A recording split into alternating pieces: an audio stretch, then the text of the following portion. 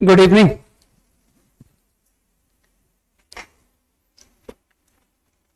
Circles, last three problems 41, 42, 43. Any doubt? Quickly.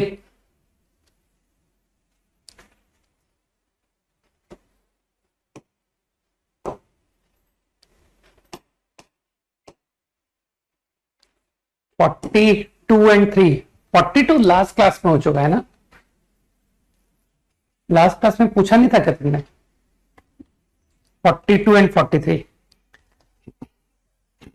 Easy problem था ये। Capital M को तो तुमने समझ लिया कि सर कैपिटल एम जो है वो ओरिजिन सेंटर रेडियस आर का इनसाइड पॉइंट है ना?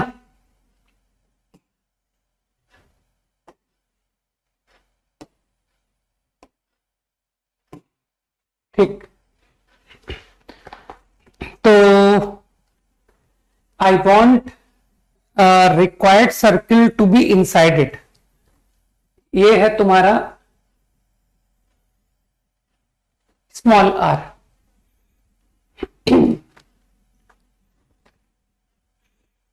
वीडियो कटिंग ऊपर का कट रहा है क्या? अब सही है? ठीक।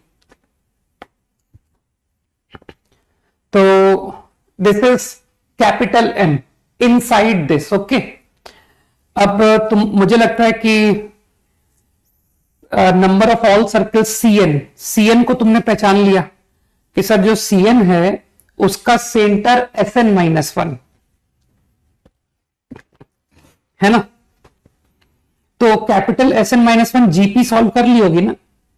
वो कैपिटल एस एन पढ़ा रखा है उसने कि जीपी का सम whose first term is 1, a1 a2 up to an है ना? a1 से लेकर an, तो first term is 1 minus common ratio number of term upon 1 minus half.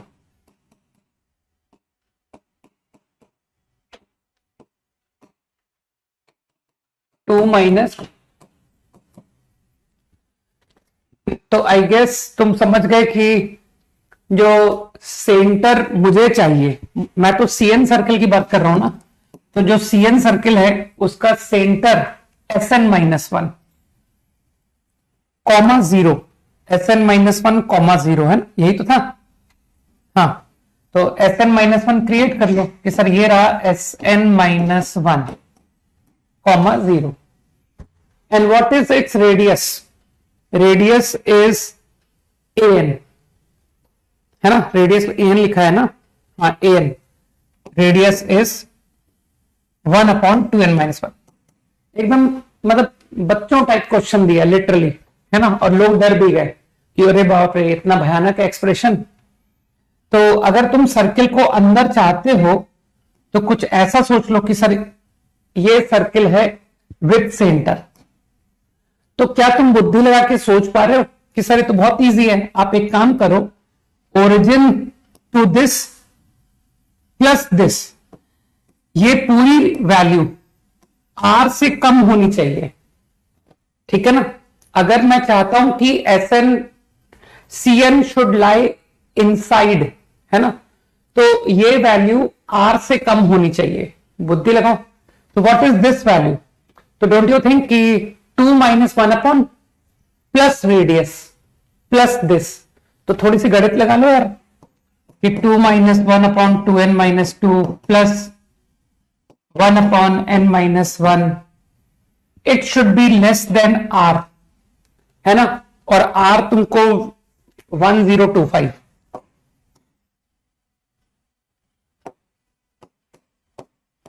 बस आईआईटी के लोग यही देखते हैं, ज्यादा टफ क्वेश्चन नहीं देखते हैं।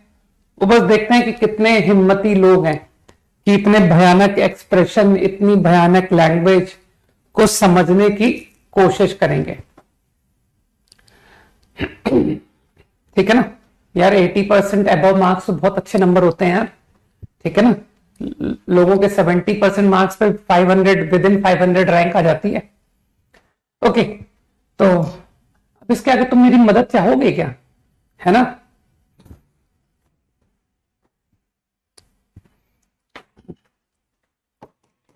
कि सर कैलकुलेशन भी सिखाई दो, है ना। मुझे लगता है कि तुमको मुझसे कैलकुलेशन सीखने की आवश्यकता है नहीं, कि sir rest we will do. तो बस मुझको जितना या कर लो यार, कि सर 2 की पावर समथिंग लेस आ जाता है ना। करो ना इसको, n-1 अपॉन 2, सही कर रहा हूं ना। तो -1 upon 2n -1, -1 upon 513, inequality reverse more, और फिर रेसिप्रोकल लिया, अगेन इनइक्वालिटी रिवर्स। मेरा तो ये रिजल्ट आ रहा है, ये आया। और फिर तुम लोग तो जानते हो कि सर ये तो हिट एंड ट्रायल है ना। 2 की पावर 9 512 आती है, तो your n-1 to 9 you can take.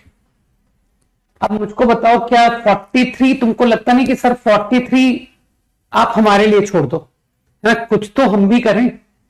ठीक है, तो मैं बस कुछ करूंगा नहीं, मैं बस तुमको बताऊंगा कि Sn-1 comma Sn-1 radius an, तो लोग समझ गए कि to lie inside, they will say कि सर ये टोटल डिस्टेंस को r से लेस करा दीजिए।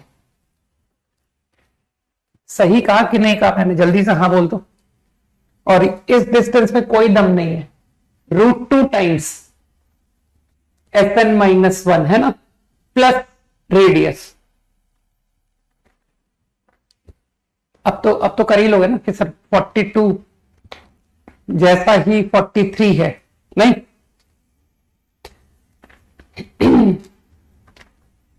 Five seconds quickly. तो लगा ना कि इतने लल्लू क्वेश्चन कैसे आ गया, जबकि हम तो हाई फाई टेंजेंट नॉर्मल और पता नहीं क्या क्या पढ़ रहे थे। ये तो सेंटर और रेडियस का सवाल आ गया, नहीं। आईआईटी भी तुम लोग की भावनाओं से खेलते हैं बस, और कुछ नहीं करते। ठीक है ना, पेशेंस चेक करते हैं, पेशेंस।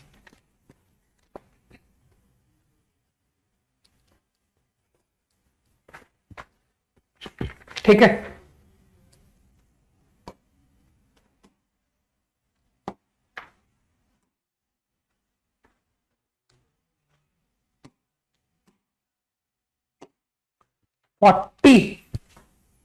फोर्टी किसी ने पूछा है ना, तो बस हिंट देता हूं, बाकी मैं करने में इंटरेस्टेड नहीं हूं। ठीक है, O is the centre of circle, okay. O मतलब ओरिजिन, PQ इज कॉल्ड 40, ये सर्किल है, centre origin. PQ chord of the circle and the equation of line through P and Q is, okay, ये PQ है, 2x plus 4y is 5। फिर क्या बोलता है, O origin है, centre, centre of circum circle of OPQ, OPQ। तो circum circle, तुमने notice किया कि सर ट्रायंगल जो है वो क्या कहते हैं, आइसोसेल्स है। तो सर्कम सेंटर जो है वो परपेंडिकुलर बाइसेक्टर पे लाई करता है ना, तो इस लाइन का परपेंडिकुलर बाइसेक्टर। ठीक, मान लो ये रहा सर्कम सेंटर, मान लो कि सर ये तीनों लेंथ इक्वल हो गई। कुछ समझ पा रहे हो ना, ये सर्कम सेंटर है of new circle. New circle का तात्पर्य समझ रहे हो? अरे यार थोड़ा, कोई नहीं, फीलिंग आ रही है ना कि हाँ सर लग रहा है OPQ का सर्कम सर्कल। ठीक है, बस तो इज द सर्कम सेंटर। तो डोंट यू थिंक कि सर हो गया खत्म सवाल। ठीक है, कि परपेंडिकुलर बाइसेक्टर है ना, और इमेजिन कर लोगे। अब तो ये सेंटर दिखा दिया मैंने, और इस सेंटर के बारे में कुछ और भी इंफॉर्मेशन है। It lies on x + 2y, तो ये तो पैरेलल लाइन हुई ना।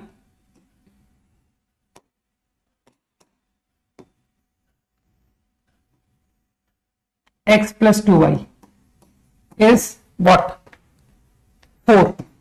तो मुझको लगता है तुम्हारा रेडियस तो निकल भी गया। ना ना ना, ज्यादा हाई फाई मत करो यार, ज्यादा टफ सॉल्यूशंस देने की आदत मत बनाओ। मुझे लगता है रेडियस आ गया कि सर सीधा परपेंडिकुलर डिस्टेंस लीजिए, आपको रेडियस मिल गया, है ना। अब तुमको फाइंड क्या करना था, तुमको आर चाहिए ना, मतलब आर तो ये है कि सर ये निकालना है मुझे, तो ये है ना। तो तुम लोग 10th क्लास ठीक से पढ़ना चाहिए ना कि सर 10th क्लास ज्योमेट्री की मदद लेते हैं। यही तो है आर, गलत तो नहीं बोल रहा हूं मैं। This is your R, right. तो मुझको ऐसा क्यों लग रहा है कि सर ये आ चुका है यूजिंग परपेंडिकुलर डिस्टेंस, ठीक। तो क्यों ना मैं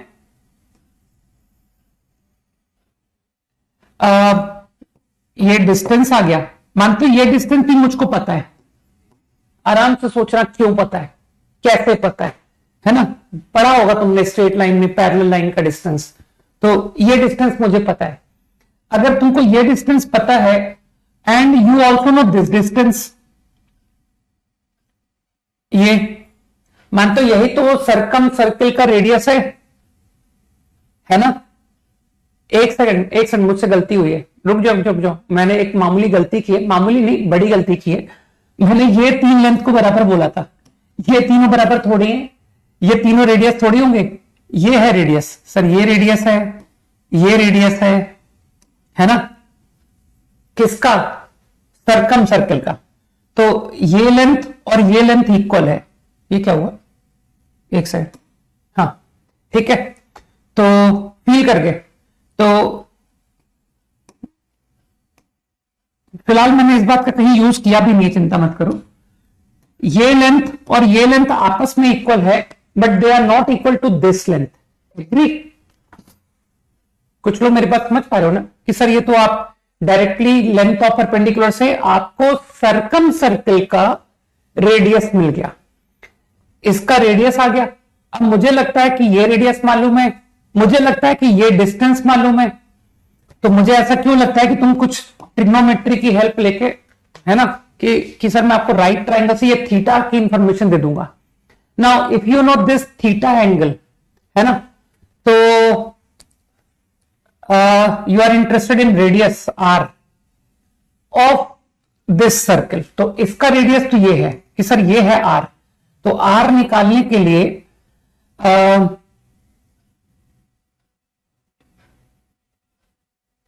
आर ये लेंथ आ गई, है ना, ये थीटा, ये आइसोसेल्स ट्रायंगल, ये 90, है ना। अरे कोसाइन लॉ लगा दे यार, कहना सर देखिए ये डिस्टेंस और ये डिस्टेंस बराबर है, cosine law, use cosine law, SOT पढ़ी है ना, बस best. Cosine law, I know this length, I know this length, I know theta, I will use cosine law, है ना। वो एकदम से थोड़ा ज्यादा ज्योमेट्री है ना, सोचने लग जाता है। आई think you understood the point. Easy नहीं कि सर कोसाइन लॉ भी तो ज्योमेट्री का ही तो रिजल्ट है, ठीक है। और थीटा मैंने तुमको बता ही दिया था with the help of this and this, ठीक है ना। थीटा मुझे मालूम है, cos theta I know. Paragraph discuss करने हैं, राइट, क्विकली।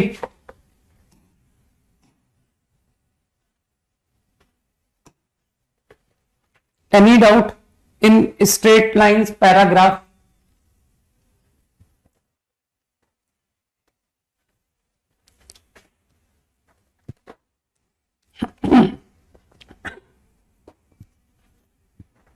पापा जो कह रहे हैं ना कि पहले आईआईटी छोड़कर 11th कर लो, वो एक्चुअली कह रहे हैं कि आईआईटी को परमानेंट छोड़ दो, ठीक है ना, क्योंकि होनी आईआईटी तो 11th-12th के साथ होनी है, अदरवाइज फिर बहुत मुश्किल नहीं। तो थोड़ी ज्यादा पढ़ाई करो। तुम्हारे पापा को ऐसा क्यों कहना पड़ा, है ना, उसका रीजन भी तो तुम ही होगे। 10th का part C, okay. Part C मतलब पार्ट 3। अरे ये वही प्रॉब्लम है जो मैंने तुम लोगों को देखने को कहा था। कुछ लोग को याद आया कि सर ये important idea problem you have shared, है ना, to watch the video, remember? अरे हाँ बोलो यार, कुछ लोग तो बोलो कि हाँ 10th क्वेश्चन याद है हमको, ठीक है ना। तो ये वही प्रॉब्लम तो है। 2 points you are given, line, equation of line, ये भी ठीक है। और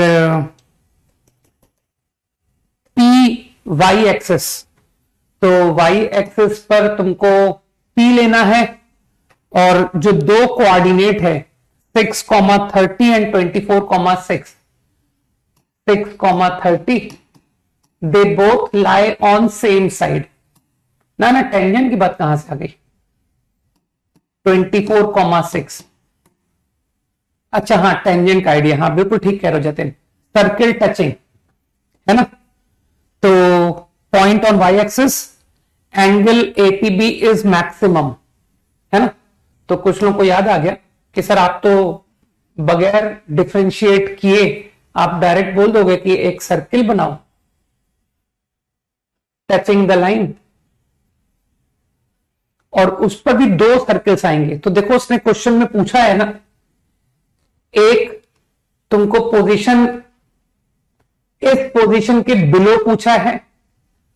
मैंने बहुत, मेरे ख्याल से वीडियो में बहुत ज्यादा क्लियरली बहुत अच्छा समझाया है जितना मुझे पता है ना, कि इस पोजीशन से तुम मूव करोगे, इस पोजीशन पर 0 एंगल बन रहा है ए बी, और फिर तुम जैसे से मूव करोगे तो एंगल बढ़ता जाएगा, ए बी का एंगल बिगर हो रहा है, लेकिन वो इंफिनिटी तक बढ़ता थोड़ी रहेगा।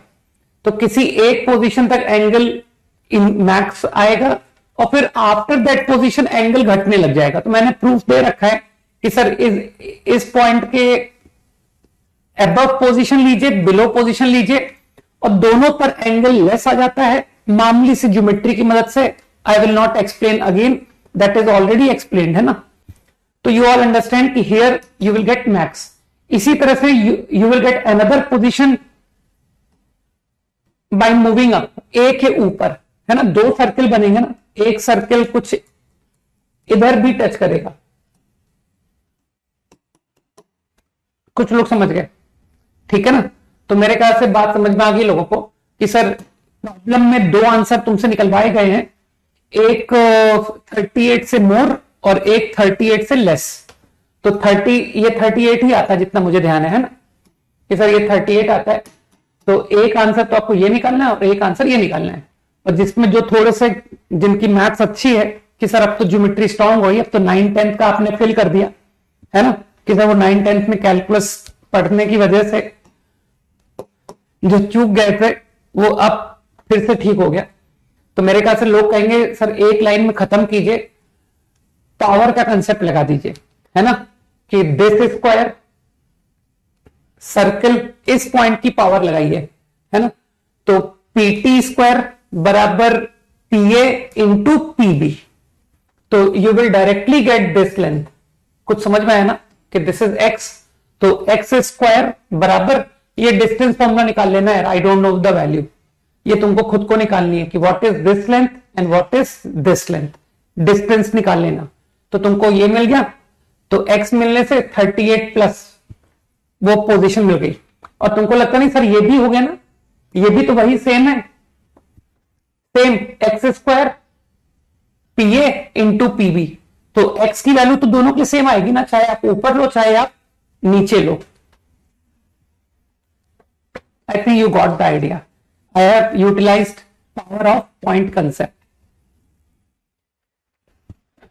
अब वो जो भी आता है वो कैलकुलेशन तुम्हारा पार्ट है, मैं नहीं करूंगा।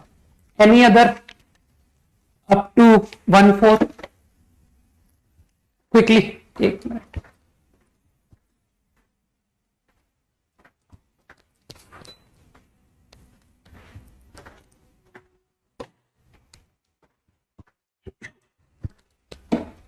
कॉम्प्लेक्स नंबर खत्म हो चुका है, ठीक है ना। तुमको एनसीईआरटी के लेवल का पढ़ाना था मुझे कॉम्प्लेक्स अभी।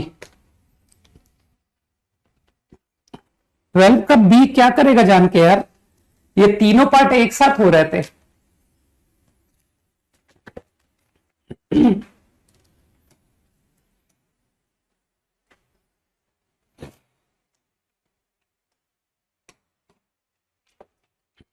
तो कुछ लोग जानते हैं कि सर इसका बेस्ट सॉल्यूशन तो पैरामेट्रिक फॉर्म है। नहीं, कई लोगों को फील है कि सर ऐसे क्वेश्चन हमने स्ट्रेट लाइन में बहुत किए थे। Line through origin meet two straight lines L1 L2,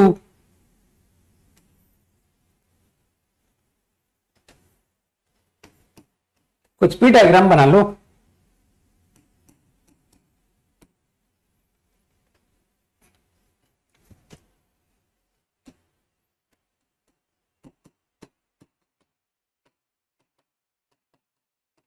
कई लोग जानते हैं कि मैं क्या करने वाला हूं।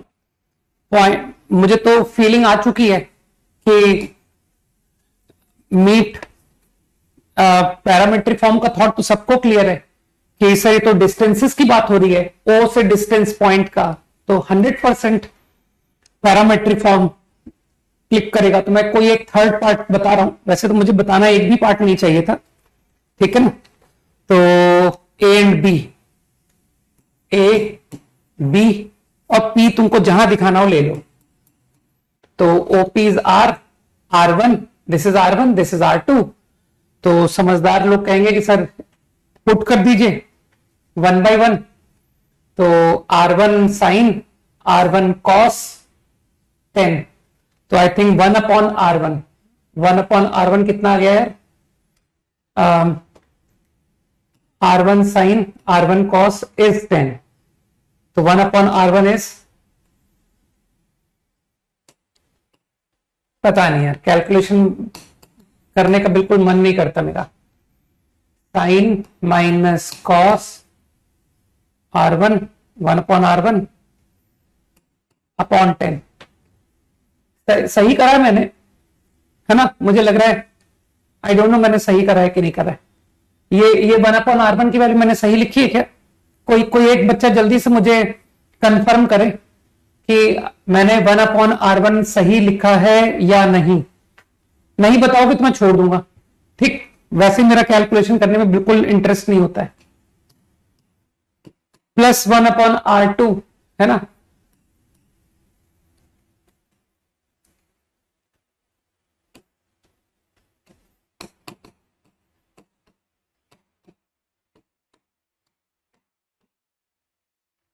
सही करा, वेरी गुड। तो 1/R², है ना, 1/R²। तो upon R² I cross multiply, R sine R cos, R sine R cos, है ना। मेरे ख्याल से अब तो मैंने ये भी सही किया होगा। अब जो समझदार लोग हैं दे अंडरस्टैंड कि सर लोकस था ना, तो लोकस को तो HK कहते हैं। तो this is R cos R sine, तो ये तो खत्म हो गया सर, ये तो K माइनस H। कहा था मैंने बहुत लल्लू क्वेश्चन है।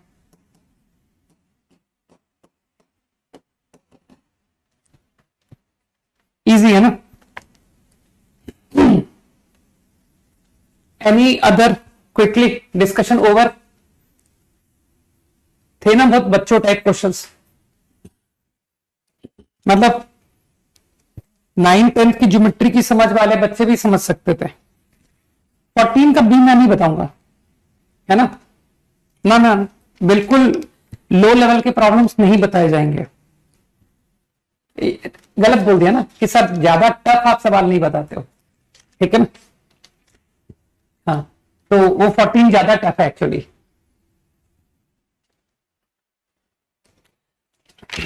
Okay, discussion over, fine. Paragraph over, not book over, okay. अभी तो सिर्फ subjective, para and I think single choice also we have done, है ना। पूरे नहीं लेकिन काफी किए थे, है ना। लास्ट क्लास में कुछ परम्यूटेशन कॉम्बिनेशन की डेफिनेशंस बताई थी मैंने, है ना, तो बहुत फटाफट मैं कॉम्बिनेशन, क्योंकि मैंने लास्ट क्लास में कहा था कि वो क्लास में कुछ डिस्टर्बेंस हुआ था, इसलिए दोबारा रिपीट कर देता हूं, लेकिन फास्ट रिपीट होगा, ठीक। तो NCR is what? Number of ways, number of selection, है ना, number of ways to select R out of N, fine. Number of ways to select R out of N objects, N distinct objects. तो तुमको ध्यान है मैंने क्या कहा था? मैंने कहा था कि यू डू अरेंजमेंट प्रॉब्लम, कि चलो अरेंजमेंट का क्वेश्चन करते हैं। n person in R seats, arrange where seats are less, ठीक है। Arrange n person in R seats, तो यू अंडरस्टैंड कि सर वो तो डायरेक्ट एनपीआर की डेफिनेशन से we can directly write your answer to this problem is NPR, agree? Rudra para 11, तुमको अगर डाउट है तो क्लास के एंड में मुझे याद दिलाना, ठीक है ना। इतनी देर से कॉल कर रहा था तो क्लास में लेट, वैसे तो मुझे नहीं बताना चाहिए क्योंकि डिस्कशन ओवर हो चुका है, ठीक, फिर भी एक लास्ट चांस दे दिया तुमको। Answer to number of arrangements is NPR. अब सेम प्रॉब्लम को I approached in a different way, है ना। ये तो तुम जानते हो कि सर तो फंडामेंटल प्रिंसिपल से डायरेक्ट आंसर आ गया, एंड आंसर कम्स एनपीआर। अब इसी सवाल को हम ऑल्टरनेट कर रहे हैं।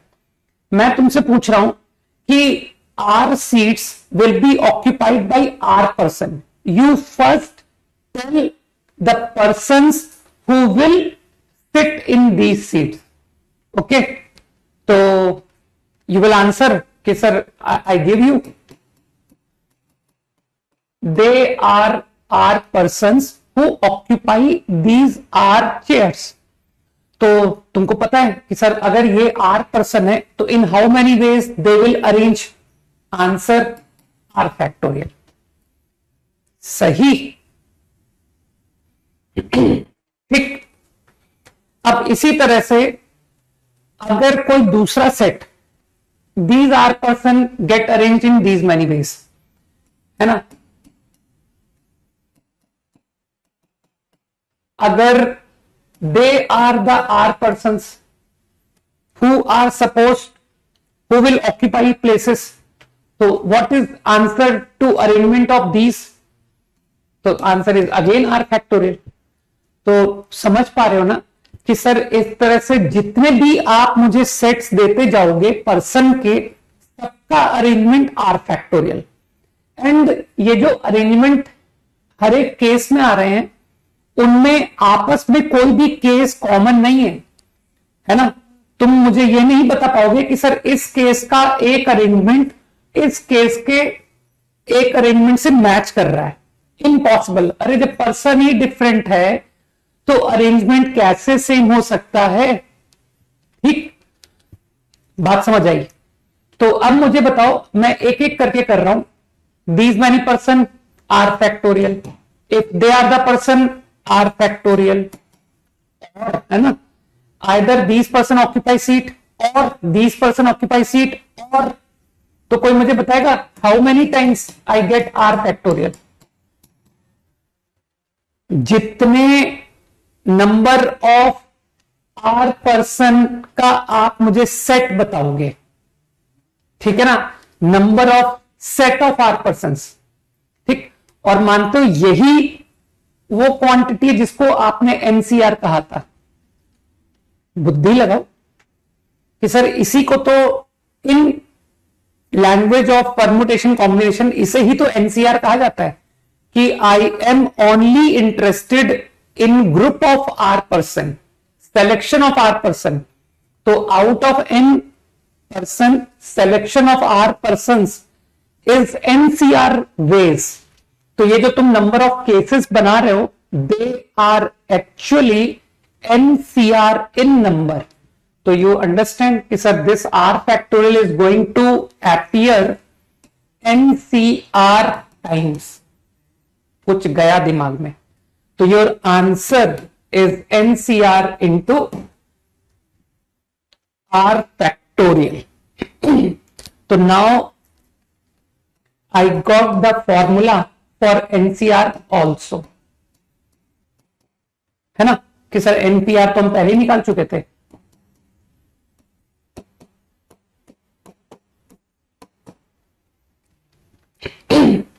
रिमेंबर, रट लो। तो आगे तुम मुझको कभी कहोगे ना कि मेरी क्लास में 30 स्टूडेंट्स हैं, ठीक है, and teacher is going to select 5 students to represent class in some tournament, okay, तो in how many ways he can do that to select 5 students, कितने वेज में teacher can select a group of 5। तो अब तुम फट से answer दोगे कि सर ये तो मैं डिराइव कर चुका हूं, अब मैं आपको डायरेक्ट आंसर बताऊंगा कि out of 30 to select 5, answer is 30C5, और मैं आपको इसकी वैल्यू 30 फैक्टोरियल, 25 फैक्टोरियल, 5 फैक्टोरियल, तो मैं वैल्यू निकालूंगा नहीं, बस तुमको लिख के दिखा छोड़ देता हूं। तुमको फैक्टोरियल की डेफिनेशन तो आती ही है, 30, 29, 28, 27, 26 से लेकर पूरा 1 तक। तो मानते हो 25 to 1 को तो मैं 25 फैक्टोरियल बोल सकता हूं, तो तुम समझ गए ना sir 25 factorial got cancelled upon 5 factorial, ठीक है। तो मैं बिल्कुल भी वैल्यू निकाल के नहीं दूंगा, मैं बस तुमको बता दिया ओवर 5 फैक्टोरियल, 5, 4, 3, 2, 1, ठीक।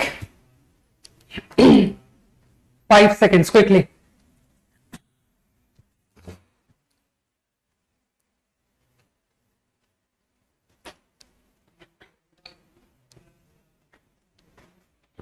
और जो समझदार लोग हैं दे अंडरस्टैंड कि sir student 1 is selected, 3 is selected, 5 is selected, 6 is selected and 7 is selected, है ना।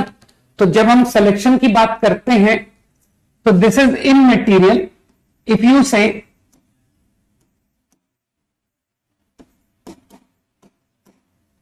लाइक दिस एंड दिस, तो जिन लोगों को सिलेक्शन का आइडिया है दे अंडरस्टैंड कि सर ये दोनों बातें सेम है, ये भी सिलेक्शन ऑफ सेम 5 स्टूडेंट, तो ये दोनों जो सिलेक्शंस हैं they are actually 1 selection only, है ना।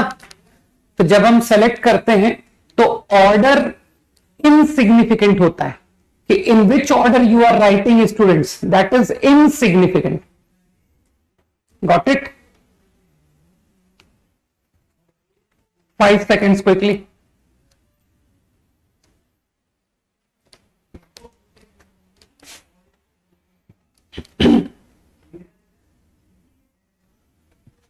तो आई नाउ होप कि तुमको परमुटेशन कॉम्बिनेशन की डेफिनेशन इज क्लियर, ठीक है ना।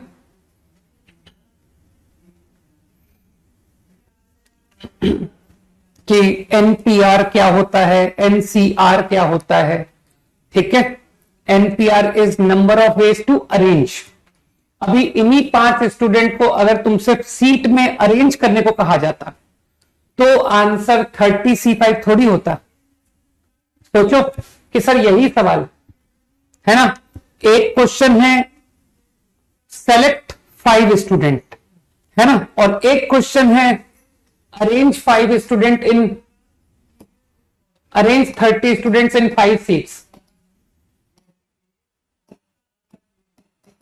इन 5 chairs, ऑब्वियसली 1 chair है ना is occupied by 1 student only.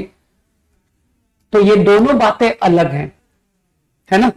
हमको एक प्रॉब्लम में सिर्फ सेलेक्ट करना था और एक प्रॉब्लम में हमको अरेंज करना है। तो now your answer is 30p5, सही है ना। जिसको कि तुम लोग फंडामेंटल प्रिंसिपल से सीख करके बैठे हो 30 कि सर यहां पर चेयर्स लिमिटेड है ना। 30, 29, 28, 27, 26 इज माई आंसर। और कुछ लोग चाहे तो डायरेक्टली कह सकते हैं कि सर अरेंजमेंट मैं तो फॉर्मूला रट के बैठा हूं, तो according to formula NPR I can answer you 30 factorial upon 25 factorial, ठीक। और अब तुम में से कुछ लोग कहेंगे कि सर मैं आपको अरेंजमेंट का क्वेश्चन एक ऑल्टरनेट वे में करके देता हूं कि सर डायरेक्टली एनपीआर मत लिखिए, why don't we do like this कि first you select student and then make them sit. कोशिश करो समझने की मैं क्या कह रहा हूं। आपको 5 चेयर में बिठाना है 30 स्टूडेंट को, तो केवल 5 ही बैठ पाएंगे। तो मैंने क्या किया, मैंने कहा कि यार पहले तुम 5 स्टूडेंट लेके आओ कि who are the students who will occupy seat. तो in these many ways you can decide, ये वो नंबर ऑफ वेज है जिसमें कि तुम 5 स्टूडेंट डिसाइड करोगे कि विच 5 student occupy seat. And you understand कि सर कोई भी सेट 5 का अरेंज होगा 5 फैक्टोरियल, ठीक। तो every set of 5 will arrange in 5 factorial ways. तो same problem I can do like this also कि पहले सेलेक्ट कर लिया फिर अरेंज कर लिया। बुद्धि लगाओ, easy. 5 seconds quickly.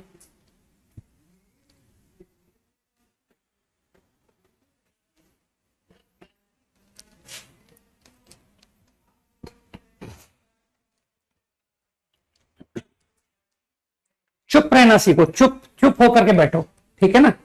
No need to raise any questions, है ना। जो बताया जाता जाएगा ना उसको समझते जाओ, ठीक। जब बातें बता दी जाएंगी ना उसके बाद ऑटोमेटिकली जो मन में सवाल आ रहे हैं ना उनके जवाब मिलने शुरू हो जाएंगे। ओके, कुछ इंपॉर्टेंट फॉर्मूले रिलेटेड टू एनसीआर लिख रहा हूं मैं, जो कि बहुत इंपॉर्टेंट है।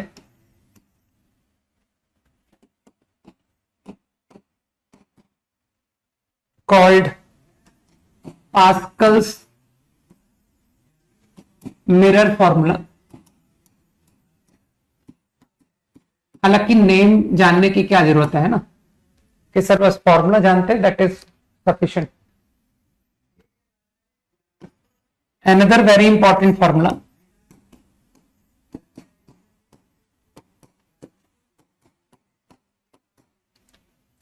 is Pascal's triangle formula.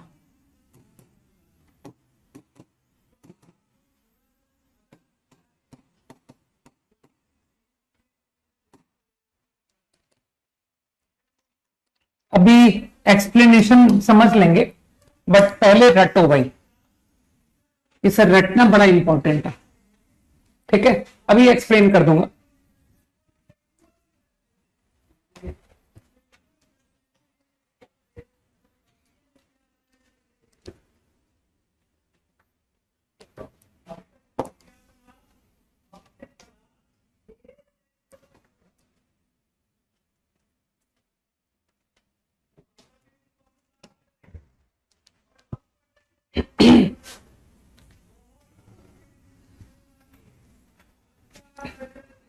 ठीक है, देखो एक तरीका तो फॉर्मूले का है कि सर एक तो मैं आपको फॉर्मूले से प्रूफ दे सकता हूं कि देखिए इसकी वैल्यू क्या होगी, है ना। अभी भी फॉर्मूला सीखा है ना कि सर n फैक्टोरियल अपॉन इस क्वांटिटी का फैक्टोरियल। अरे इसको आर की तरह ट्रीट करो ना, अभी भी फॉर्मूला सिखाया है। तो n minus R factorial upon n minus this quantity, तो n minus R factorial.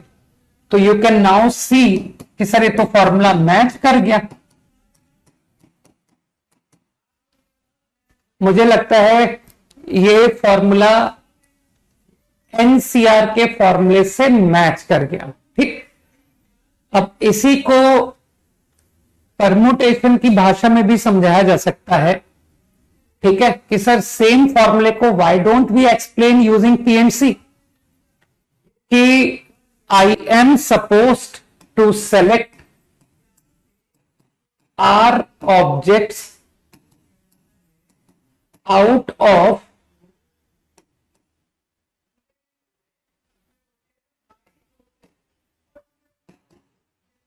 n distinct objects,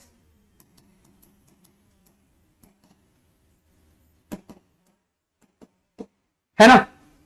तो let's obtain answer to this problem, है ना। तो जो समझदार लोग हैं दे विल से कि सर देखिए आपके पास n ऑब्जेक्ट्स है, तो अगर आप out of n object r select करते हो,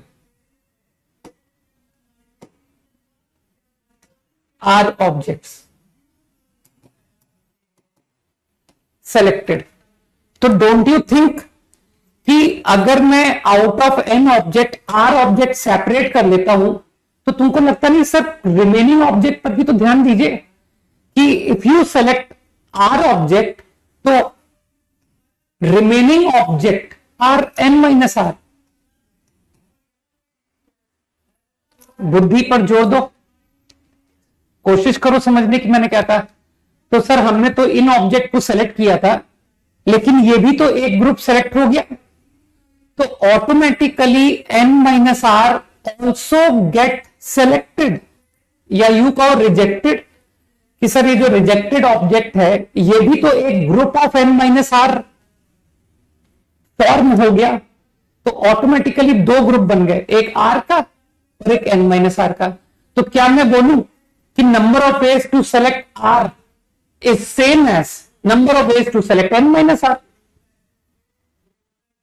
या रिजेक्ट बोल दो कि sir number of ways to select r बराबर number of ways to reject n minus r, है ना। तो मेरे ख्याल से लॉजिकली तुम समझ गए कि why NCR is same as NCn minus R, because if I select R तो remaining n minus R automatically get selected, automatically। 5 seconds quickly।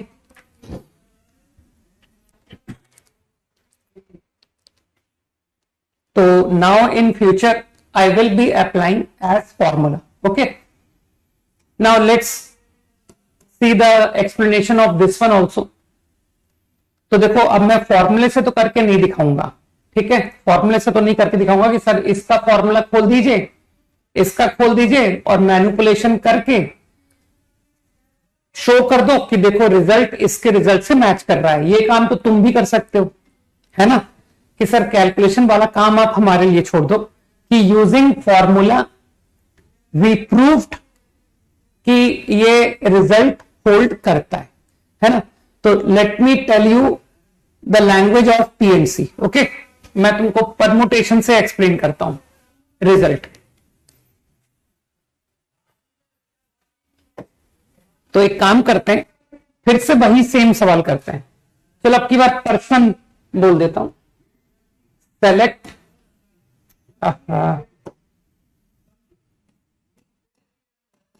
Are person out of n given person।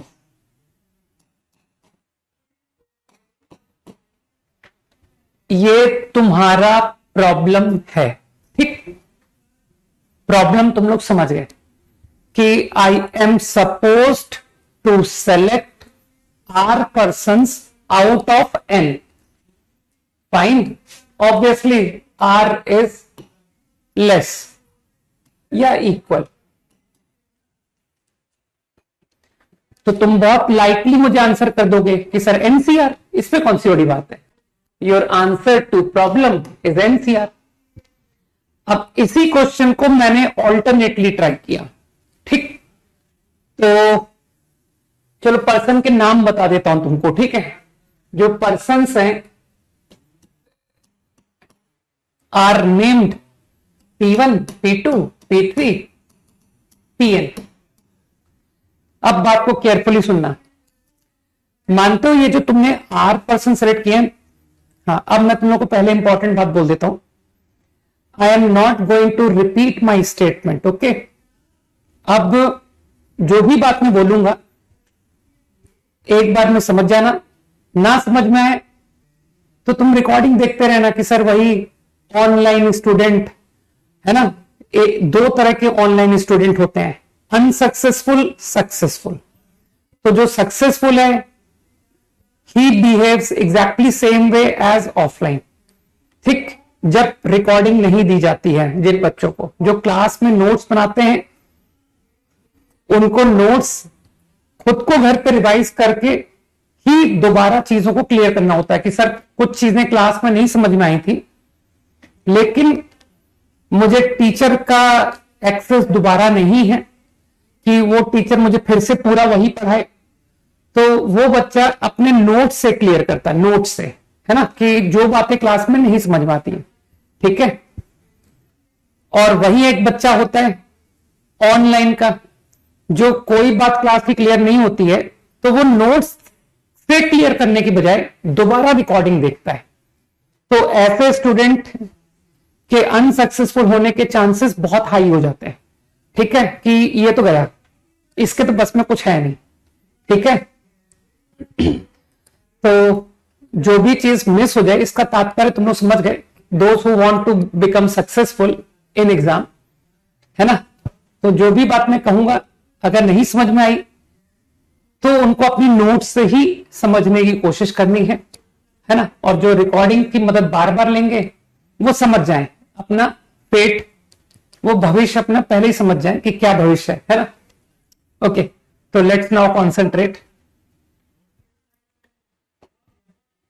तो मैं क्या कह रहा हूं कि जो R पर्सन का सिलेक्शन तुमने किया, ठीक, P1 person is present in the selection.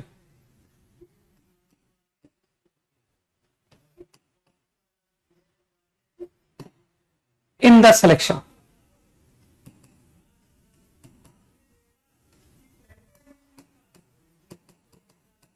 P1 is not present.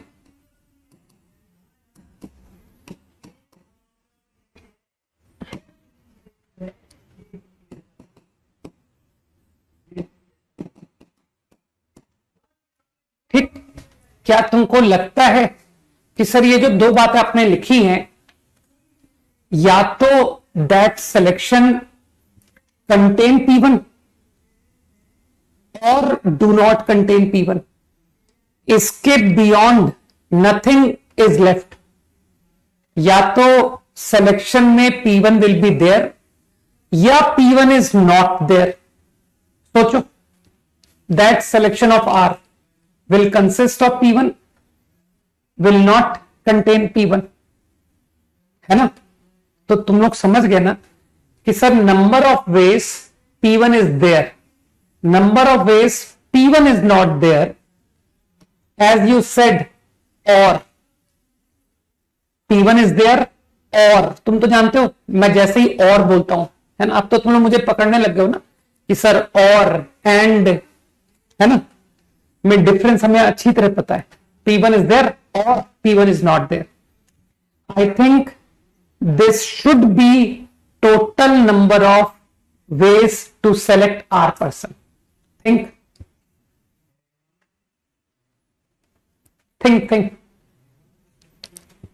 है ना। तो कुछ लोगों को मेरी बात समझ आई कि number of ways of doing this, number of ways, this should be same as NCR, है ना।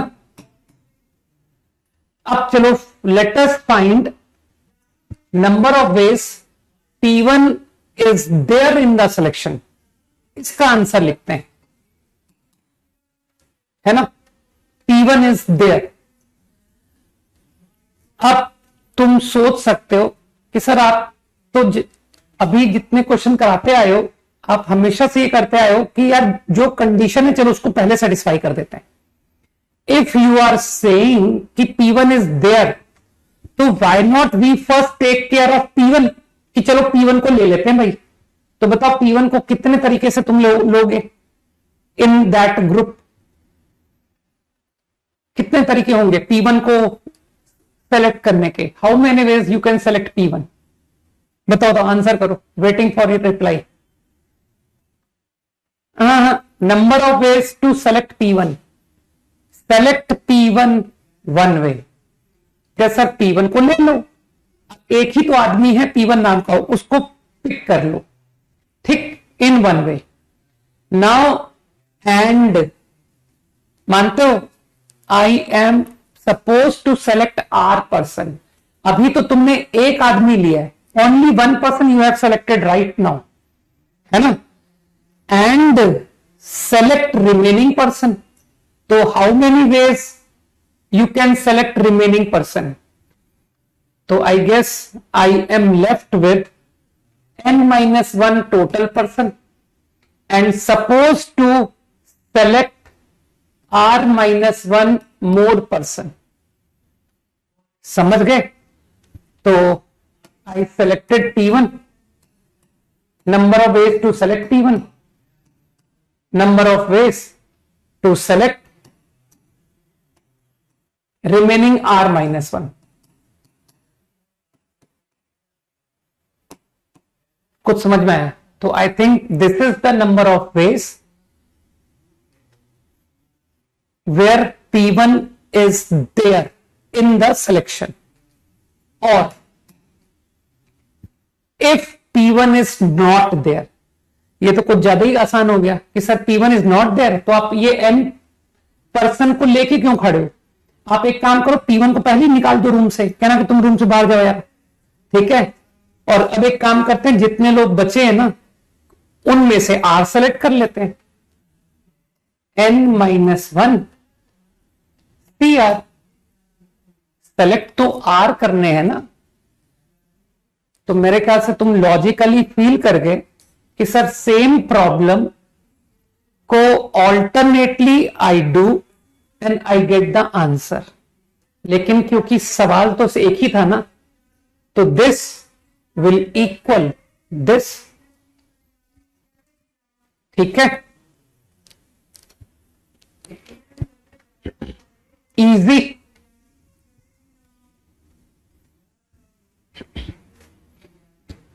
तो जितना रटने को कहूंगा बस उतना ही रटना है ना, अपनी तरफ से एक्स्ट्रा एफर्ट नहीं लगाने कि सर आप जो फॉर्मूले नहीं भी कहते हो ना याद करने को, हम तो वो भी रट लेते।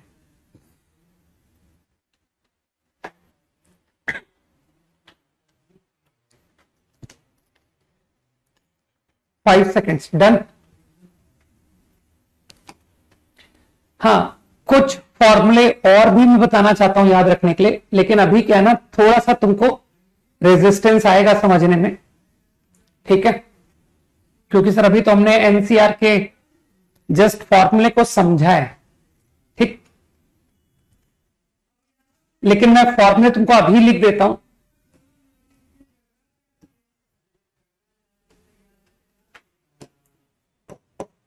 क्योंकि एक ही प्लेस पर मैं वो फॉर्मूले कलेक्ट करना चाहता हूं जो मैं तुमसे चाहता हूं कि तुम आगे याद रखो, है ना। रिमेंबर दिस फॉर्मूला ऑल्सो, इसे भी रटो। And one more formula I want you to remember, ये हटा दू ना कि सर वो लाइन,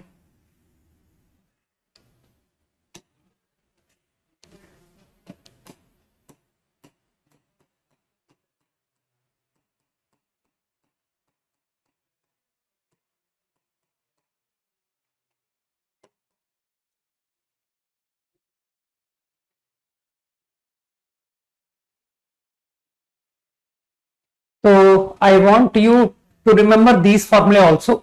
हालांकि अभी इन फॉर्मूलों को तुमको इतना इस्तेमाल नहीं मिलेगा ये दो का, लेकिन जब बाइनोमियल थ्योरम पढ़ोगे तब तुमको काफी यूज आएंगे, तो वो मैंने अभी से टेक केयर कर लिया है ना।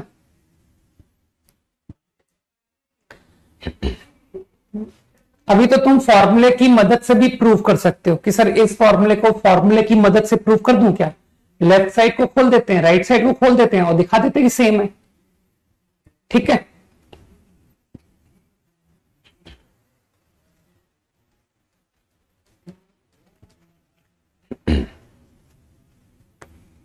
तो बस ये 4 फॉर्मूले तुमसे एक्सपेक्ट कर रहा हूं कि यू विल नाउ रिमेंबर।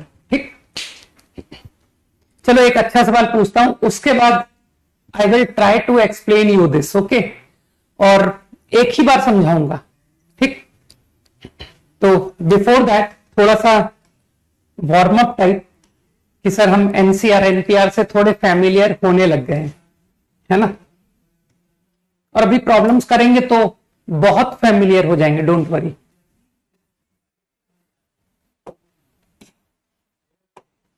चलो, this is a good problem, prove that. Okay,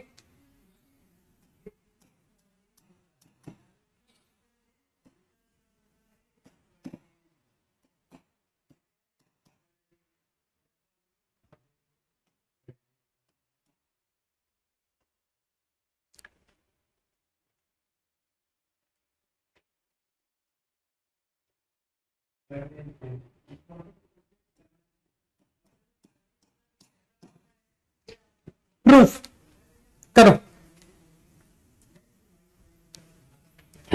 अरे सारे फॉर्मूले का नाम थोड़ी होता है, जितना बताया जाए बस उतना समझने की कोशिश करो, है ना। अननेसेसरी अपनी तरफ से सवाल मत रेस करो, वरना पीएनसी वैसे ही बहुत सेंसिटिव एरिया है और बहुत इजी है।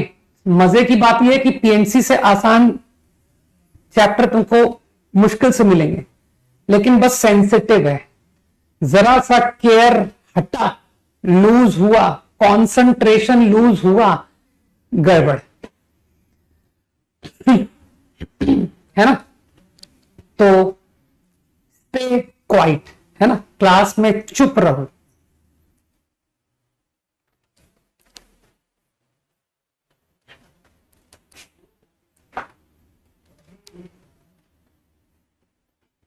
अरे फॉर्मूला प्रूफ नहीं चाहिए मुझे, है ना। फॉर्मूले से तो मैं भी प्रूफ कर दूंगा, उसमें कोई दम वाली बात नहीं है कि सर इसका फॉर्मूला करके हम दिखा देंगे मैच कर गया। I want permutation combination explanation using PNC explain. सोचो सोचो, हाँ दिमाग लगाओ साक्षी। जब आंसर मिल जाए तब बताना मुझे कि sir I did this in order to prove the formula, prove this.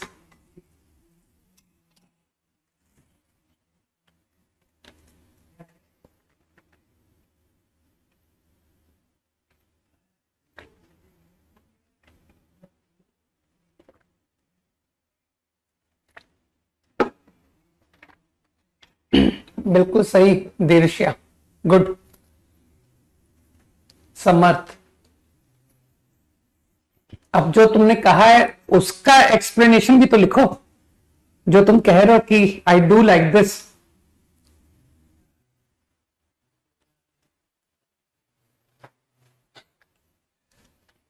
तो उसका आंसर का एक्सप्लेनेशन भी तो चाहिए।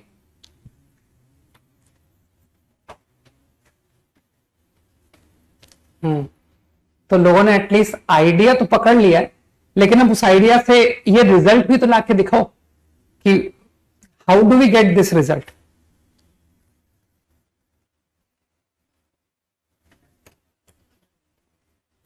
बिल्कुल सही समर्थ।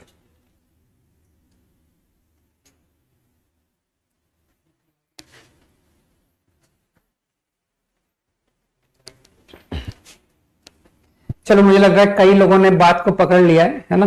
बहुत सारे लोग लिख रहे हैं, नीलेश, है ना। Okay, let's see now.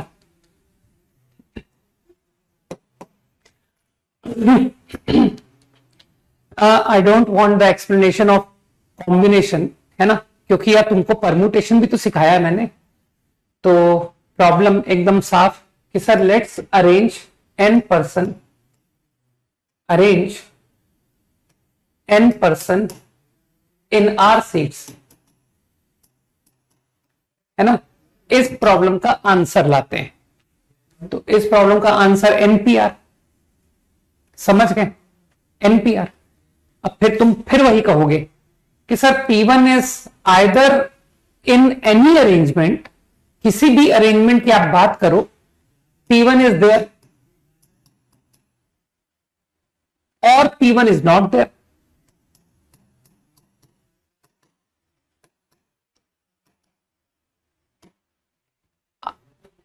P1 is present in the arrangement, P1 is not present in the arrangement, तो sum is total way, है ना। Now P1 is there, चलो P1 is there का आंसर लाते हैं। तो तुम तो जानते हो कि सर आप पहले कंस्ट्रेंट को सेटिस्फाई करते हो कि जब P1 को बैठना ही है तो सबसे पहले P1 को ही बिठा दो ना यार। सोचो कि ये आर सीट्स हैं, थिंक, तो I am going to arrange P1 first. तो using fundamental principle, make P1 occupy seat in how many ways, बताओ P1 को कितने वेज में बिठा सकते हो। तुम्हारे रिप्लाई का वेट कर रहा हूं। ठीक है कार्तिकेय, तनिष, ठीक है ना, प्रखर, सोनिश, प्रगति, दीर्ष्या, शिव, गोविंद, चंद, नहीं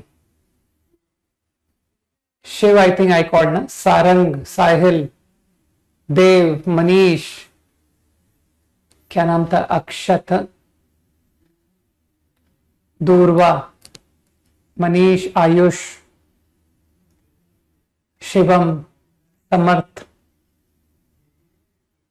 थोड़ा धीरे लिखो यार, इतना फास्ट लिख रहे हो। Naveen, Sanjay. Okay, let's see now. I think r ways, अरे किसी भी चेयर में बिठा दो भाई कि सर P1 यहां बैठ गया। तो इस तरह से I think you have R choices for P1 to occupy seat. अरे अकेले P1 को बिठा रहे हो भाई। Now let's talk about remaining. And तुम लोगों को तो पता है सर एंड बात हो रही है, ठीक है राजकुमार, यस, ओके। एंड अभी तो तुमने P1 को अरेंज किया। This is number of ways to arrange P1, समझ गए ना, number of ways to arrange P1। Now I am going to arrange remaining person. एक सीट ऑक्यूपाई हो गई, we are left with R-1 seat, we are left with N-1 person. तो अब तुम समझदार लोग समझते हो कि sir arranging N-1 person in R-1 seats, answer is equal to this. सही है ना कि this is arranging remaining person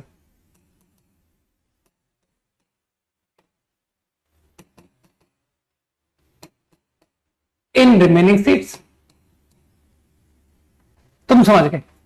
और P1 इज नॉट देयर, ये तो कुछ ज्यादा इजी है कि सर P1 है ही नहीं, तो आप तो टोटल पर्सन में पहले P1 को रिमूव कर दो and arrange N-1 person in are seats. ये तो कुछ ज्यादा ही आसान है, वेरी इजी, है ना। लग रहा है ना परमुटेशन आसान है, नहीं? अभी आगे जाकर के और ज्यादा लगने लगेगा।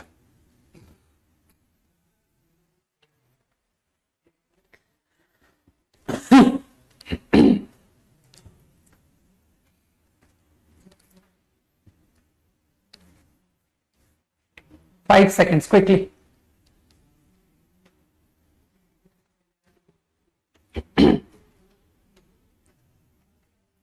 ठीक है,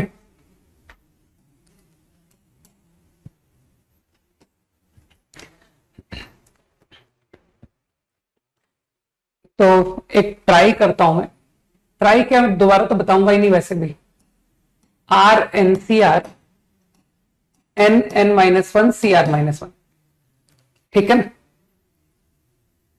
let's obtain this formula using P and C, है ना। तो परमुटेशन की मदद से एक्सप्लेन करते हैं, ठीक।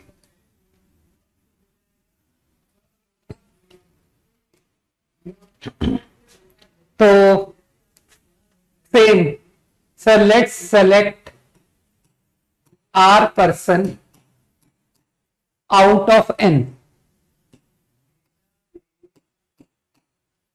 आउट ऑफ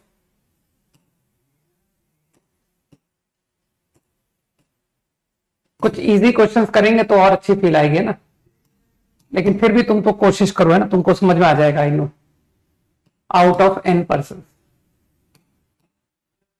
तो तुम बहुत आसानी से आंसर कर दोगे कि सर एनसीआर, इसमें कौन सी बड़ी बात है, आंसर इज एनसीआर, ठीक। हाँ भाई भौमिक, तुम्हारी तरफ से ही लैग हो रहा है, ठीक है ना, रिफ्रेश कर दो ना, रिफ्रेश करने से ठीक हो जाता है। ओके, अब तुमको आंसर देख के फील हो रहा है, कुछ फीलिंग आ रही होगी आंसर देख के कि सर ये n-1 CR-1 आंसर में लाना है।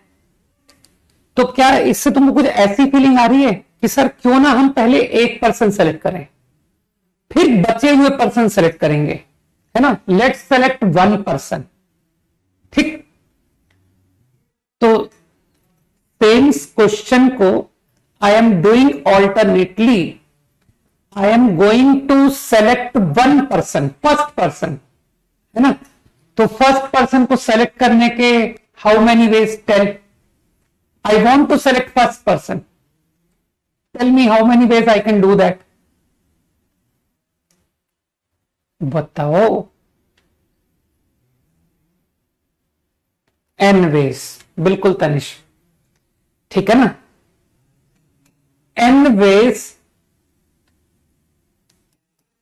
आई सेलेक्टेड फर्स्ट पर्सन। कैसी बात कर रहे हो, वन वे कैसे कह सकते हो, इट इज P1 और इट इज P2 और इट इज P3, तो there are n ways to choose first person, ठीक। Now I select remaining person, अब मैं रिमेनिंग पर्सन सेलेक्ट करने अब जा रहा हूं। तो तुम तो जानते हो कि सर वी आर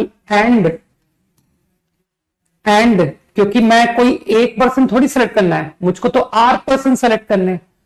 तो I selected one person and now I am going to select remaining R-1।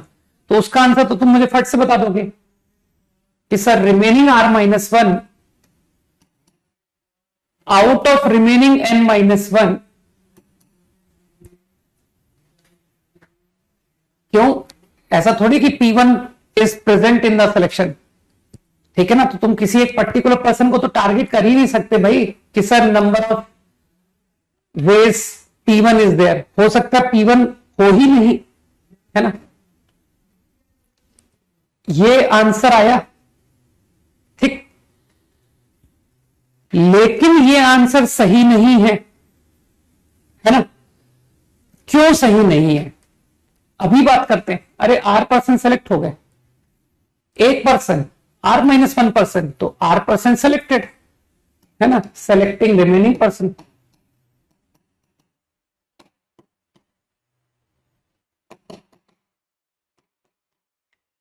अब जो थोड़ी सी भी बुद्धि रखता है ना, वो कहेगा कि सर आप इसमें फर्स्ट पर्सन को इंपॉर्टेंस दे रहे हो, है ना। ये जो आपने आंसर किया, चलो मैं एक एग्जांपल उठाता हूं।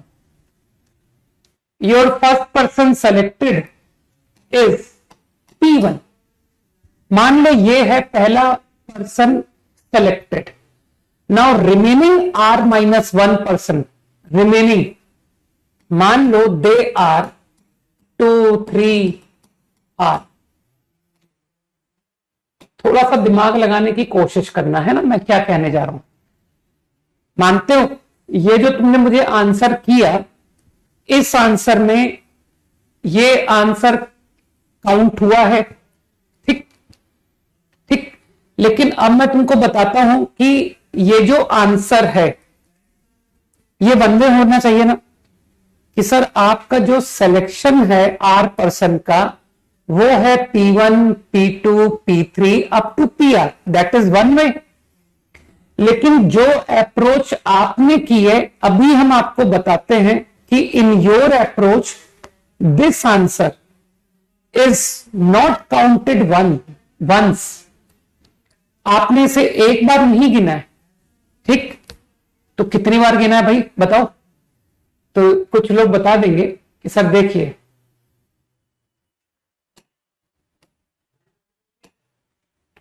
यार मुझे हर बात तो कुछ लोग हर बता देते हैं यार, है ना, कि सर आपकी हर बात का जवाब कुछ लोग दे देते हैं और ज्यादा लोग नहीं दे पाते। क्या चक्कर है ना?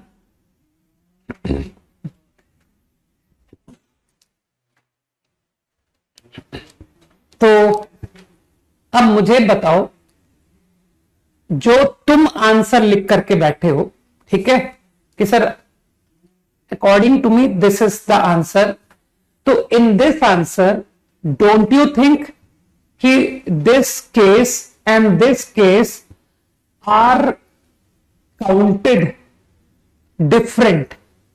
ये दोनों को आपने डिफरेंट गिना है। जल्दी बताओ क्यों? क्योंकि तुम्हारे अकॉर्डिंग जो पहला पर्सन था, तुमने मुझे कहा n बेस, तुम मानते हो? If it is P1, if it is P2, तो तुम्हारे अकॉर्डिंग तो ये डिफरेंट हुआ ना, कि sir first person is P1, first person is P2, तो ये तो तुम्हारे अकॉर्डिंग डिफरेंट है।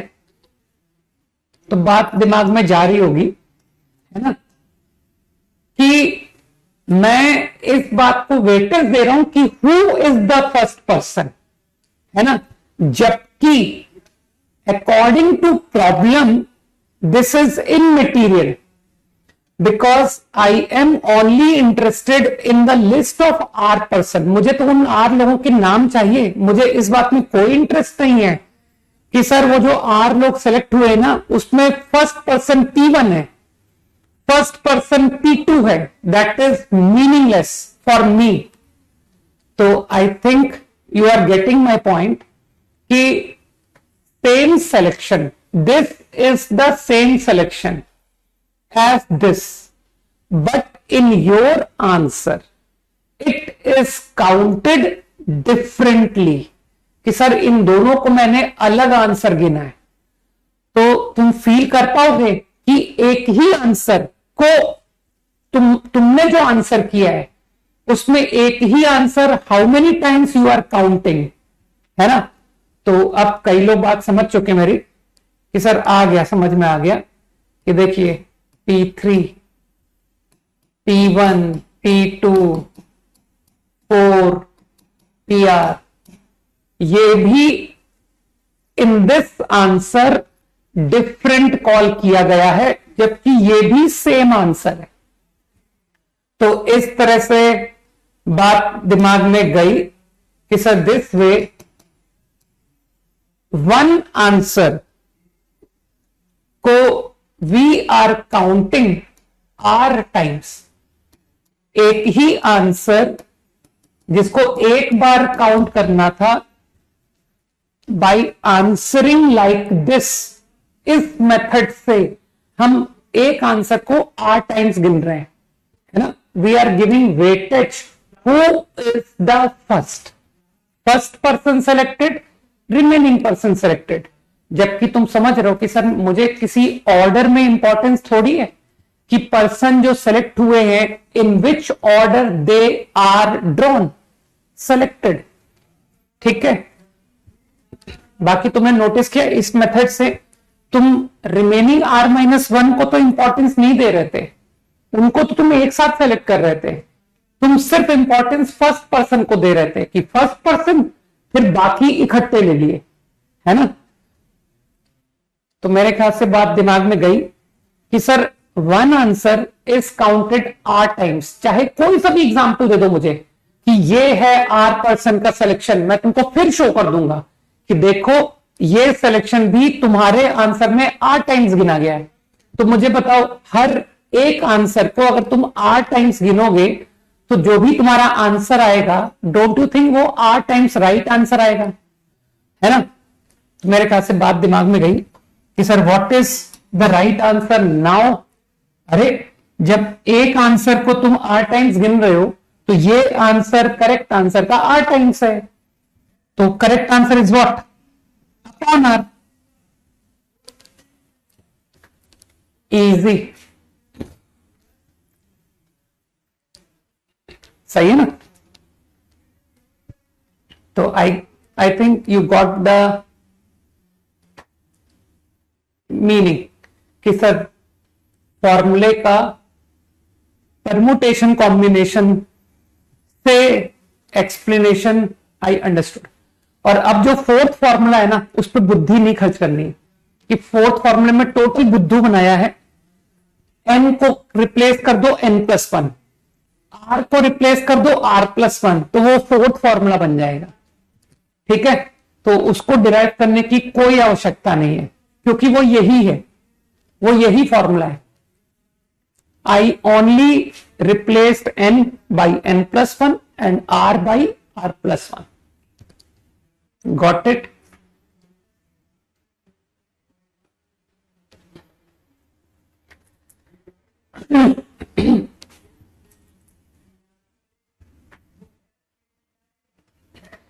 ठीक है, ओके। चलो भाई थोड़ा सा फैमिलियरिटी बढ़ाए हैं, नहीं कि सर एनसीआर एनपीआर की फैमिलियरिटी के लिए प्रॉब्लम्स करना एकमात्र सॉल्यूशन है, और क्या। मैं थोड़ा कंस्ट्रक्शन से एक्सप्लेन कर रहा हूं प्रॉब्लम को, है ना, थोड़ा समझना।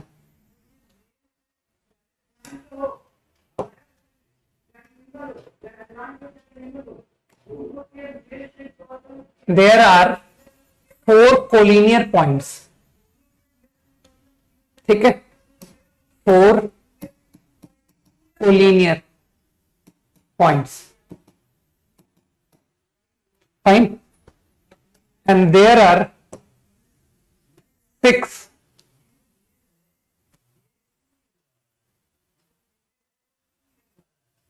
1 2 3 4 5 6 points. These are 6 points. No 3 are collinear.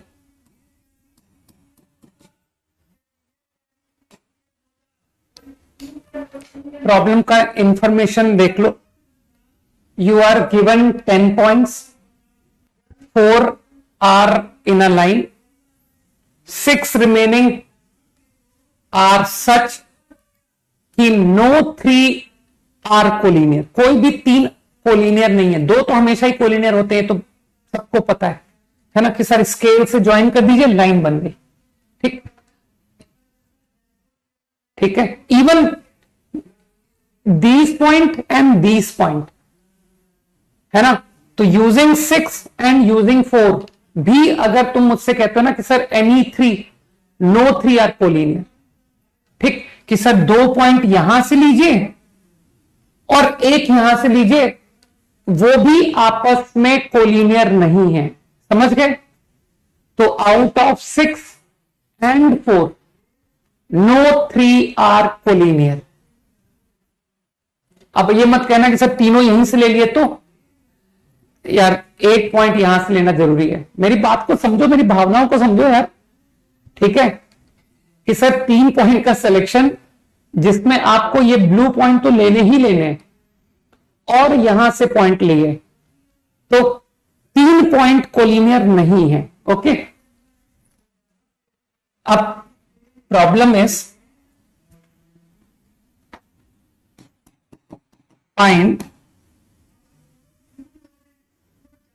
number of straight lines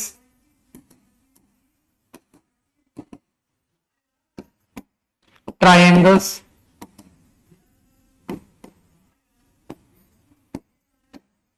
quadrilaterals.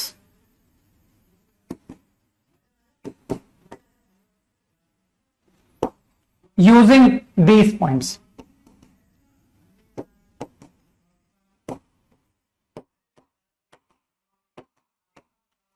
करो, बुद्धि लगाओ.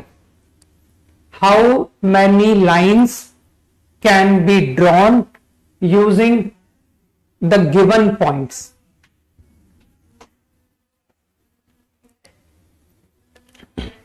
चलो साथ में ही करते हैं, ठीक है. Using given points I have to form line. मानते हो लाइन के लिए तुमको कितने पॉइंट की आवश्यकता होती है? 2 पॉइंट. कि sir joining 2 points 1 line is formed. सही है ना? तो क्या तुमको लगता नहीं कि number of veg I can select 2 points will give you number of lines. सही है ना?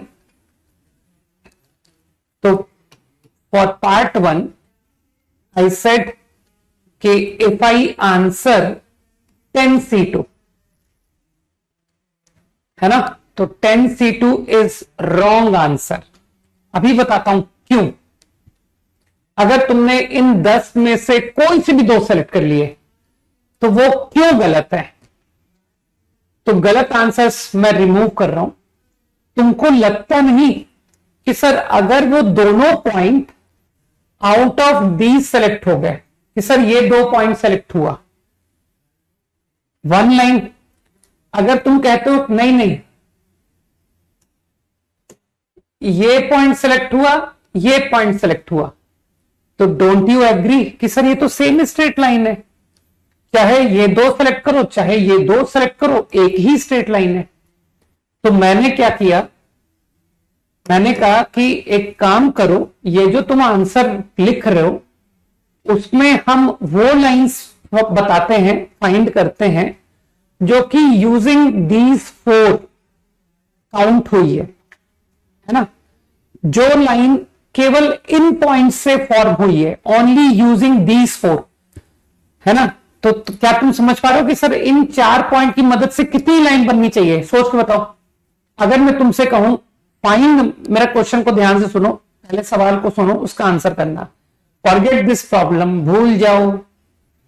Find number of lines that can be formed using pink points only. Answer बताओ. पिंक कलर ही है ना ये? ठीक है राहुल, गोविंद,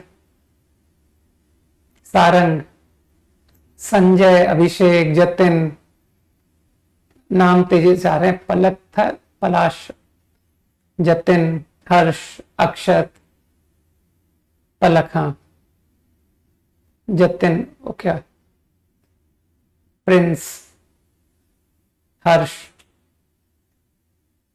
तो इसका मतलब है इतने कम लोगों को बुद्धि है.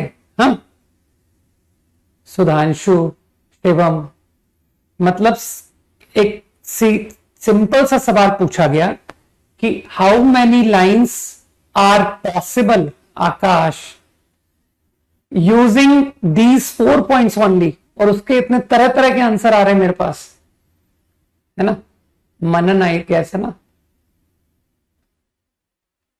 समर्थ, यश, तनिष, आयुषी, देव, जैनब, सोहम, मिस हो गया, नक्षत्र, पार्थ, देवजीत, प्रिंस, दुर्वा, आर्यन, बहुत नाम मिस हो गया भाई, है ना. Devjit I think I called ना. 2 बार क्यों लिखते हैं जिनका नाम आ गया है? तनिषा, नहीं तनिषा इज रॉन्ग ना, Tanisha is right. Okay. Rajat, Sudhanshu, I already called your name ना.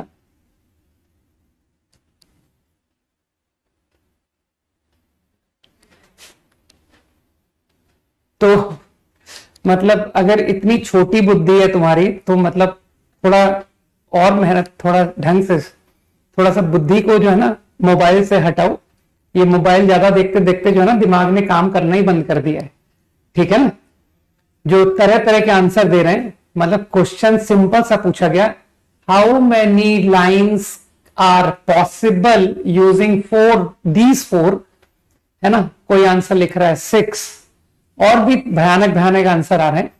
आंसर इज 1, ठीक, ओनली 1 लाइन, ठीक।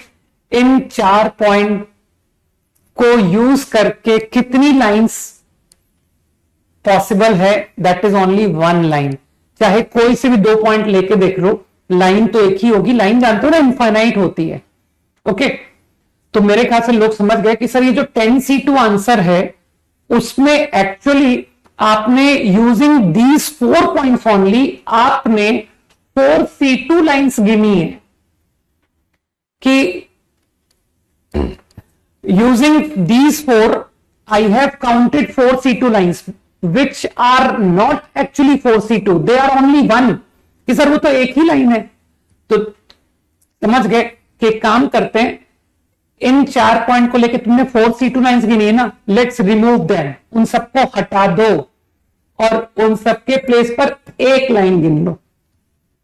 कई लोग मेरे ख्याल से समझ गए कि सर आपने जितने बार गिना था ना सबको रिमूव कर दिया, एंड नाउ यू काउंटेड 1, ठीक, क्योंकि एक तो लाइन गिनोगे ना यूजिंग। तो आई थिंक जो भी आंसर है इज द राइट आंसर, है ना। जो लोग कैलकुलेशन कर लेते हैं दे नो कि सर इसका आंसर 85 आ रहा है ना। 10C2 10 into 9/2, तुम लोग फैक्टोरियल की कैलकुलेशन तो सीख ही चुके हो, है ना। तो if you calculate 10 into 9 into 8 factorial, 8 factorial cancel, 2 factorial is 2 into 1, 4 into 3 into 2 factorial, 8 2 factorial cut गया।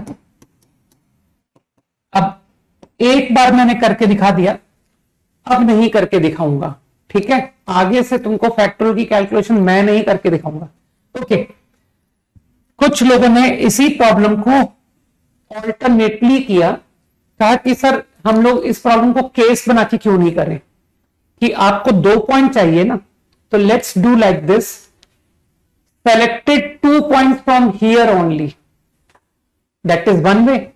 यार कोई से भी 2 सेलेक्ट कर लो, लाइन तो एक ही बनेगी। सेम प्रॉब्लम को ऑल्टरनेटली बता रहा हूं कि I selected 2 points from them, now I select 1 point from here and 1 from here. तो अब तो तुमको सिलेक्शन आता है ना कि सर एक पॉइंट यहां से सेलेक्ट किया 4C1 एंड एक पॉइंट यहां से सेलेक्ट किया 6C1।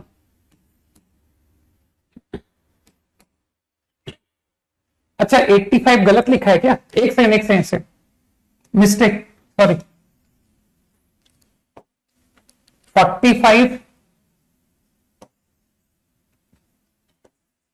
45 हुआ ना ये, -6 + 1, आंसर इज 40 आंसर था। अब ठीक है, ठीक, मेरे ख्याल से ये बात समझ में आई ना। 1 पॉइंट एंड 1 पॉइंट, अंदर से बोला करो and, I am selecting 1 point from here and I am selecting, है ना, और 2 points from here, 2 points 6C2।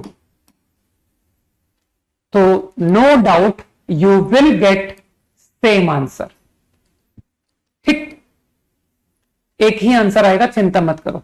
अब फटाफट करते हैं कि सर अब तो थीम पकड़ में आ गई, है ना, और तुम लोग समझ पा रहे हो कि सर आपने सिलेक्शन क्यों किया, आपने अरेंजमेंट क्यों नहीं किया, ठीक है। क्योंकि अरेंजमेंट से कोई नई लाइन थोड़ी आ जाएगी कि पहले ये पॉइंट लिया फिर ये पॉइंट लिया, अगली बार नहीं पहले इसे लिया फिर इसे लिया। तो वो ऑटोमेटिकली समझ में आ जाता है कि हमको कब सिलेक्शन करना है। Okay, answer to second part. तो आई थिंक सेकंड पार्ट फटाफट करते हैं। नंबर ऑफ ट्राइंगल्स, राइट, कि सर नंबर ऑफ ट्राइंगल्स के लिए आई वांट 3 पॉइंट्स। तो तुम फिर से पिछले मेथड से कर दिया कि सर 10C3। अब इसमें क्या गलती है, वाई 10C3 इज रॉन्ग? तो जो समझदार लोग हैं दे विल से कि देख, अगर तुमने तीनों पॉइंट यहां सेलेक्ट कर लिए तो ट्रायंगल ही नहीं बनेगा कि सर अब तो ट्रायंगल ही नहीं बनेगा। तो all three selected from here, तो इन योर आंसर जो तुमने आंसर किया है उसमें तीनों पॉइंट का सिलेक्शन फ्रॉम दीज थ्री कितने वे में काउंट हुआ है? कितने वे? 4C3 वे। मुझे लगता है उसको पूरे को हटाना पड़ेगा क्योंकि वो ट्रायंगल ही नहीं है। बाकी सब सही है कि सर कोई बाकी में कोई दिक्कत नहीं है, if I take 2, if I take 1 triangle बनेगा, सही है ना। बस यही गलती है कि ऑल 3 पॉइंट्स फ्रॉम हियर। अब इसी बात को तुम लोग ऑल्टरनेट भी समझ पा रहे हो, है ना, कि sir alternately we can also do कि सर वो केसेस बना के 3 पॉइंट फ्रॉम हियर 0, अरे ट्रायंगल ही नहीं बनेगा। 2 from here 4C2 and 1 from 6C1 और 1 फ्रॉम and 2 and 2 और all 3 is the right answer। देखो वैल्यू मैं कैलकुलेट नहीं कर रहा हूं इसलिए मुझे नहीं पता, ठीक, बस मैंने टर्म लिख दी है। अब चलो फट से थर्ड पार्ट।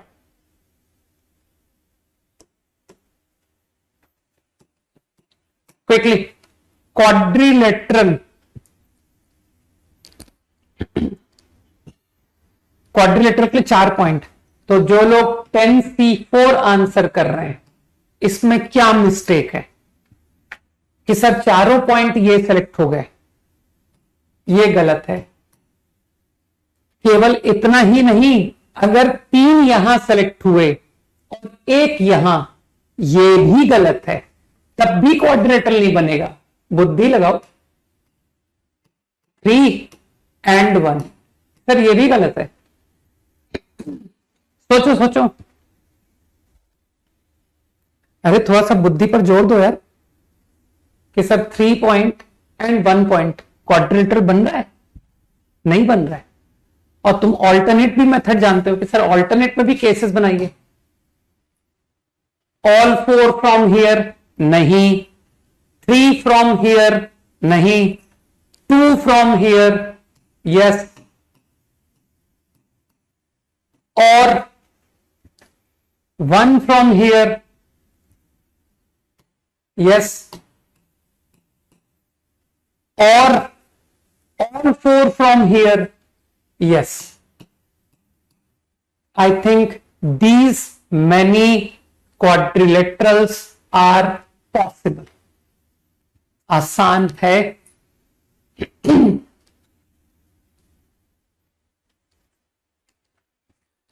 चलो यार, वो पैरा 11 कोई बार बार पूछ रहा है, बहुत छोटा सा हिंट देता हूं। बहुत लल्लू क्वेश्चन था, इसके लिए तुम 9th क्लास की ज्योमेट्री, मतलब 9th क्लास के बच्चे की भी मदद ले सकते थे, वो बता देता कि भैया इस सवाल को कैसे करेंगे।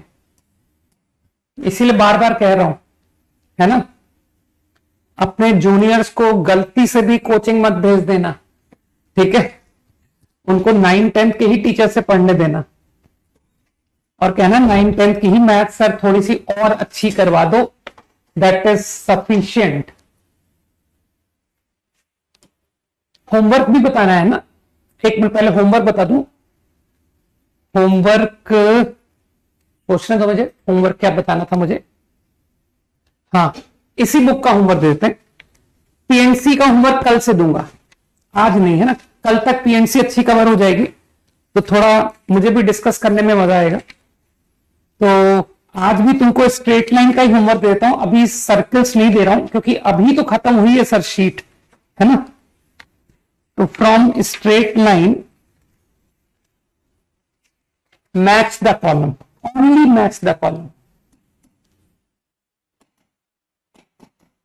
कल का होमवर्क, केवल तुमको मैच द कॉलम्स करने हैं फ्रॉम स्ट्रेट लाइन। ठीक, हाँ,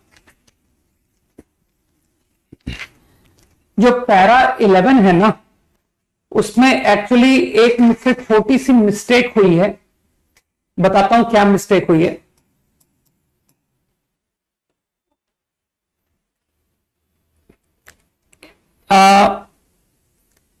ADDE OACB स्क्वायर, इन सब में कोई गलती नहीं है एक्चुअली। फिगर तो यही बनेगा कि सर ये आपका स्क्वायर है, बस गलती बताता हूं मेरी छोटी सी गलती क्या हुई है इसमें। और वो गलती भी पता किसमें होगी, वो गलती आएगी आपकी in this problem, question number 2 में। एक्चुअली जो ए और सी है ना, you can take A here and B here, या फिर तुम ए को यहां भी ले सकते थे, लेकिन अगर तुमने ए को यहां ले लिया ना तो फिर वो जो सेकंड क्वेश्चन है ना उसका आंसर नहीं आएगा।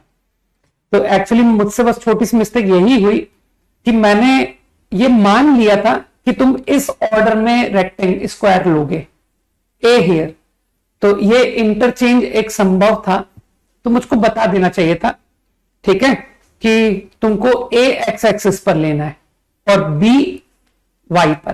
ठीक, अब क्वेश्चन में तो बिल्कुल दम नहीं है ना, तो इस बस ये पोजीशन इंटरचेंज को लेके भी आंसर बन सकते थे, मतलब इस प्रॉब्लम के एक से ज्यादा आंसर संभव है, समझ गए। क्वेश्चन नंबर 2 के कि सर आप ए को यहां ले लीजिए, बी को यहां ले लीजिए, तो आंसर कुछ और आ जाएगा। ठीक, तो ठीक है, तो तुम कहते ना कि सर सवाल तब भी गलत नहीं है, क्यों? क्योंकि अगर हमने ए को यहां लिया, बी को यहां लिया, तो जो आंसर है ना वो ऑप्शन में था ही नहीं, तो इसलिए बोनस तो आईआईटी को तब भी नहीं करना पड़ेगा। ठीक है, कुछ लोग समझ गए। और बस मैं वहां पर abscissa of F will be की बजाय पता क्या लिखूंगा, पॉसिबल आंसर, पॉसिबल पूछूंगा, possible, can be, will be के बजाय कैन बी कर दूंगा, बस इतना चेंज करूंगा। ठीक, कि सर विल की बजाय कैन लिख दीजिए तो क्वेश्चन सही हो गया। ठीक है ना, तो अब तो प्रॉब्लम में क्या बताऊं मैं, लाइन थ्रू ए, डायगोनल ओसी, तुमको स्कूल मेथड से ही बताऊंगा, चलो, है ना। इंटरनली और ई पर मीट करता है, डी पर मीट करता है, साइड सीबी, सीबी को एक्सटेंड एट एफ। ठीक है, एडी की वैल्यू दे दी उसने 5,